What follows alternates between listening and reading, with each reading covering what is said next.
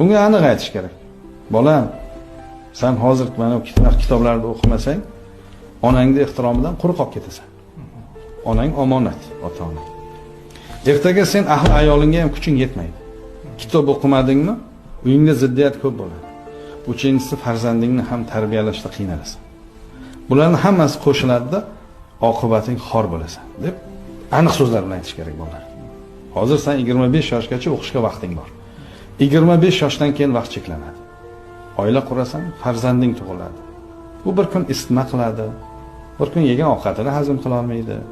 Shunday bu bitta farzanding ikkita bo'ladi. Ota-onang qarib qoladi, ukalaringning uylanishiga yordam berishing, shu bilan 55 ga kirib qo'yasan. Bu 55 gacha qancha ziddiyatni ko'rasan, qancha kurashga kirasan sen. Bu kurash maydoni bu hayot. Bu kurash faqat qo'lda qurol bilan bo'lmaydi, bu til degan qurol bor. Bu til bilan insonlar qalbga qancha jarohat beradi. Unga turib berish uchun, loqal unga sukut qilish uchun odamda bilim kerak. Odamda salohiyat kerak. Shuning uchun bunga shu gaplarni aytayapmiz-da. 25 gacha tinmay o'qigan, foydali adabiyotni o'qigan, tinmay 3-4 ta tilni o'rgangan hozir. 25 dan 55 yoshgacha kurash, hayotni qilasan.